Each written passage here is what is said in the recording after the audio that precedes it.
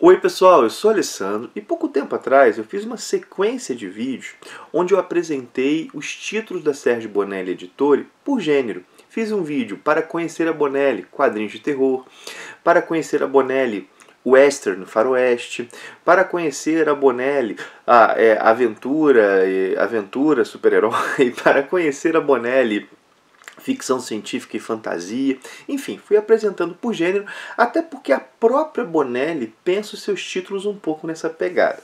Só que alguns títulos eu tive dificuldade de encaixar. Alguns se encaixavam em mais de uma categoria, então eu tive que fazer opções. Mas mesmo fazendo opções, ao fim e ao cabo, sobraram alguns títulos que não se encaixaram bem nas categorias que eu propus, e é desses títulos que eu vou falar nesse vídeo. Lembrando que eu criei uma playlist para todos os vídeos do Para Conhecer a Bonelli, vai estar aí na descrição. Mas como é que eu chamei essa última categoria? Estou chamando de ficção histórica. E o que eu estou chamando de ficção histórica? São histórias cujo enredo, cujas tramas, elas derivam muito de um contexto histórico escolhido pelo autor. Por exemplo, a Amazônia da década de 50. E as histórias vão transcorrer lá. Reconheço que é uma definição problemática. Por quê? Porque boa parte dos títulos da Bonelli tem essa pegada. Pensem, os títulos de faroeste são isso. Tex é isso. Ou então um que não é Bonelli mais, mas foi publicado na Bonelli originalmente. Ken Parker é isso. Também faroeste. Adam Wilde, que é uma história que se passa aí na África aí no século XIX, a gente poderia apontar um pouco como isso.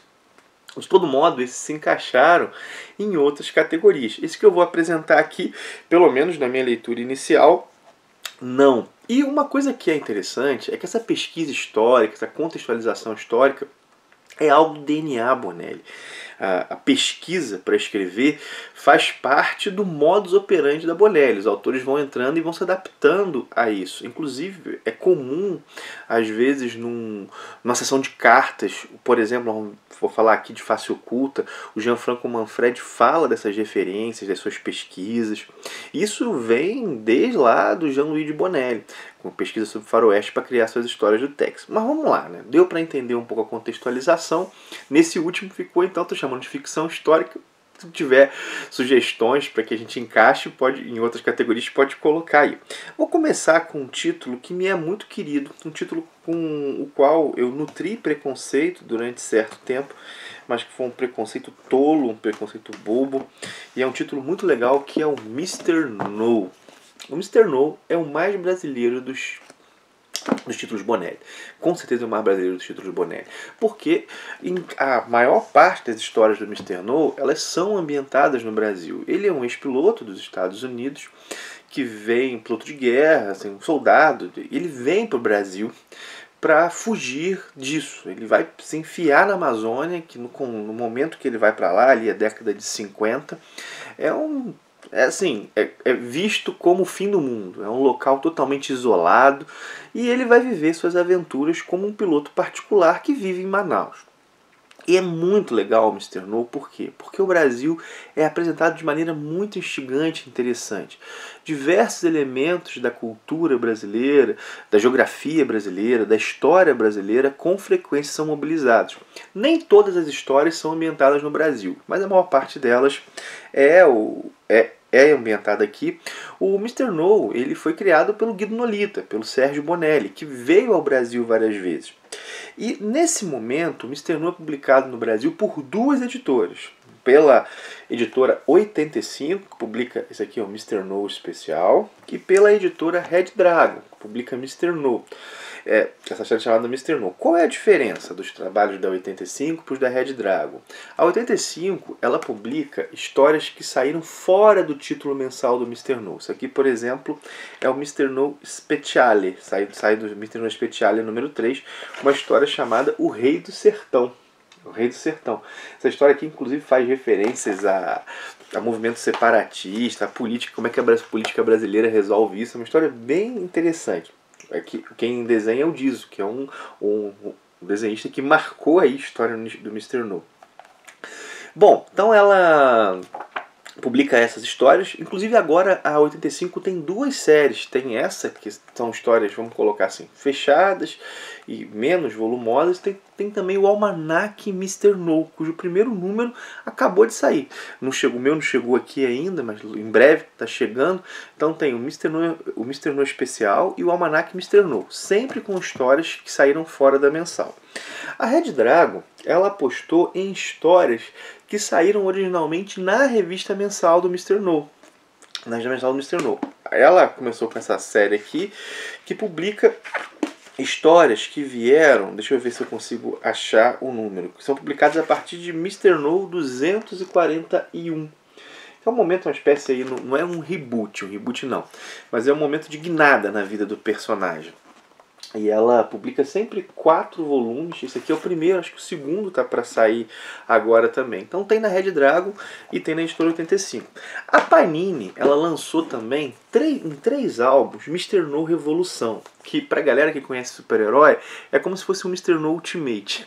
É um Mr. No que ele é mais jovem. Ele é mais jovem, ele nasceu depois e aqui ele luta na Guerra do Vietnã.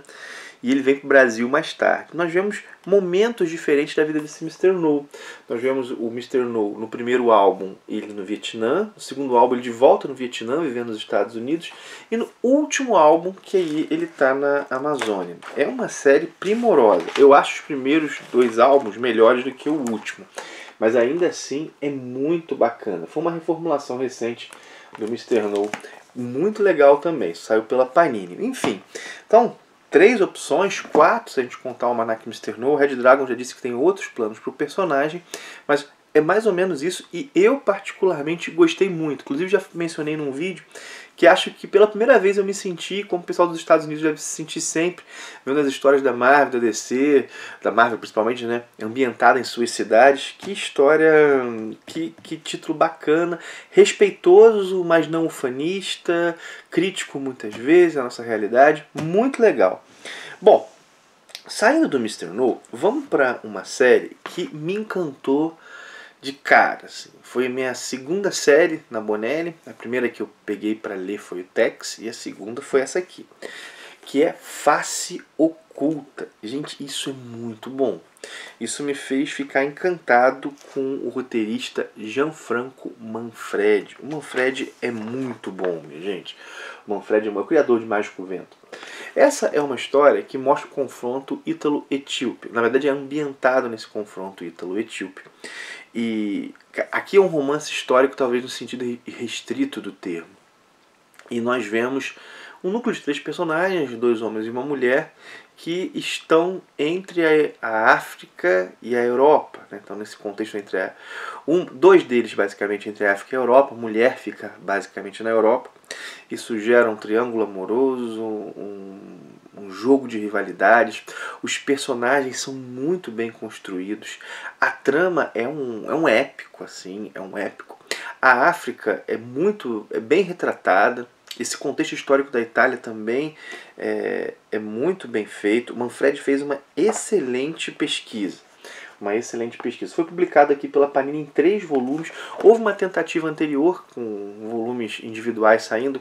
Cada volume, esse primeiro volume tem 4, há outros que tem mais, há outros que tem, acho que o terceiro tem 5. Deixa eu pegar ali, são 3 volumes, Face Oculta mesmo. Foi publicado pela Panini. O pessoal tem tido dificuldade de achar, não lembro se é o volume 1 ou o volume 2, mas já vi que a Red Dragon já sinalizou numa conversa que tem aí interesse em republicar, em colocar a Face Oculta novamente no mercado brasileiro. É uma coisa bem legal porque o título é muito bom. Inclusive se achar aí em sebos, ou se achar em alguma gibiteria, é um senhor título. Assim, é um título publicado no Brasil em 3 volumes.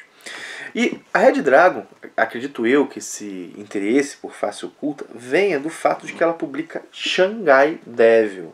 Shanghai Devil é uma sequência de Face Oculta.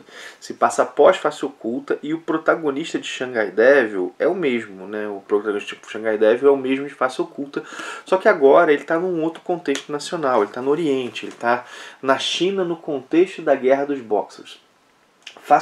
Shanghai Devil já começa com muito mais ação que Face Oculta. Embora Face Oculta tenha sua dose de ação, E Shanghai Devil, mais uma vez, mergulha nesse contexto histórico de maneira bem feita, agora no contexto histórico da China, da guerra, desse momento pré-guerra dos Boxers aí, trabalha bem a questão da geografia chinesa, a questão das monções, aí, as chuvas na China. Cara, que quadrinho bom. Só saiu o primeiro volume também, uma série limitada, salvo engano, a Red Dragon para a gente publicar, não lembro se 4 volumes ou algo do tipo. Ela tem um pouquinho mais de edições do que Shanghai Devil, do que Face Oculta, mas só saiu o primeiro por enquanto. Vamos lá, por último, mas não menos importante, esse aqui ele poderia figurar muito bem no vídeo sobre o Western. Nem lembro se eu mencionei, agora não revi o vídeo de Western, mas não lembro se eu lembrei de mencionar, mas tá bom, vocês entenderam. Que é a história do Oeste. A história do Oeste, mas acredito, eu trouxe para cá porque é um quadrinho que ele fala sobre um século nos Estados Unidos. Ele fala sobre o século XIX dos Estados Unidos. Ele fala sobre o século XIX a partir da visão de duas famílias. Isso aqui foi publicado no Brasil pela Ebal, depois foi publicado no Brasil incompleto pela editora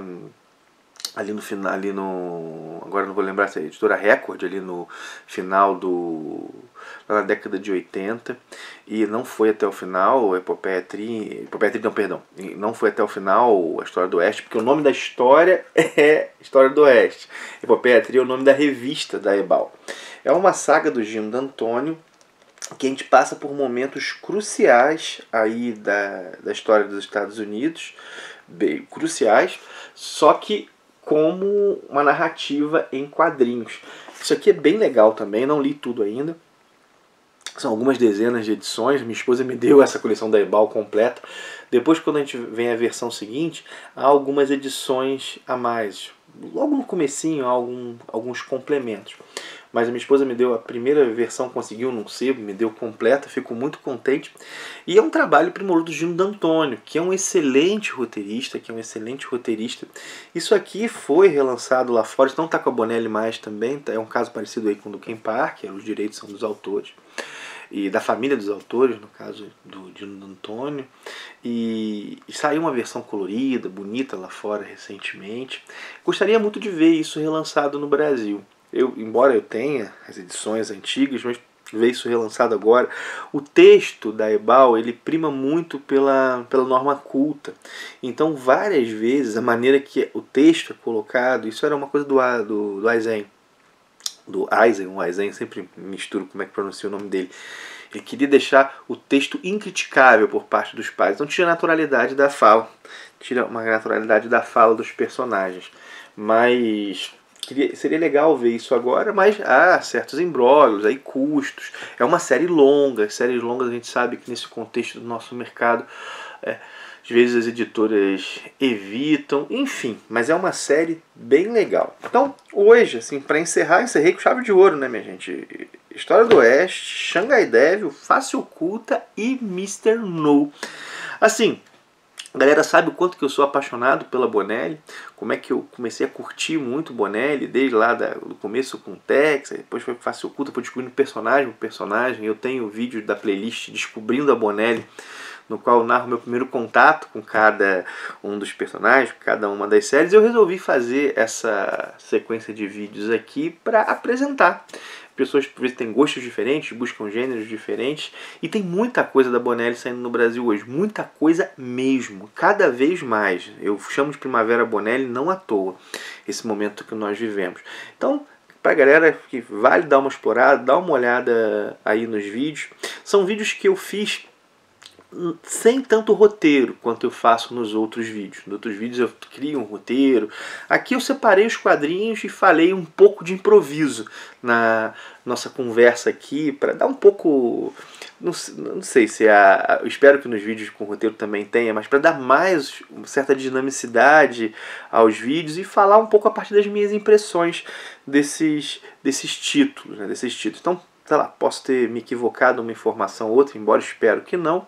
Mas tá aí, os títulos estão apresentados. Espero que mais e mais gente descubra Bonelli, que hoje é publicado no Brasil por bastante editoras, né? Tem aí, lembrando de cabeça, vou esquecer alguma, né? Mitos, 85, Grafite, Red Dragon, a editora Script, a editora Trem Fantasma. Então, assim, provavelmente já esqueci de alguma editora aqui, mas é bastante gente publicando a Bonelli, fazendo trabalho. A Panini publicou Bonelli recentemente também, embora agora não tenha nenhum título aí no horizonte. Tem muitas editoras publicando a Bonelli, ou seja, é um manancial muito rico de histórias. Tem bastante coisa e que venha cada vez mais, que a gente possa ter cada vez mais acesso a essas séries que são realmente, claro, né? Vai ter histórias melhores, histórias piores, mas a média da Bonelli é uma média muito alta. Falando como quem gosta de Marvel e DC, como quem acompanha, é uma média muito mais alta que a da Marvel e da DC. Significa que tudo da Bonelli é melhor que a da Marvel e da DC? Óbvio que não. Mas a média, pensa o seguinte, são revistas mensais. Quando a gente compara a média da qualidade da revista mensal da Bonelli, a média da qualidade da revista mensal, no geral, a Bonelli sai vencendo. É impressionante como é que eles conseguem, não raro, produzir histórias de mensais com qualidade de graphic novel. Pensa, por exemplo, o Dylan Dog, Tiziano Sclave, por exemplo, o próprio Mágico Vento do Manfred, ou Ken Parker, que saiu originalmente pela Bonelli, do Berardi. Enfim, é muita coisa legal, é muita coisa bacana.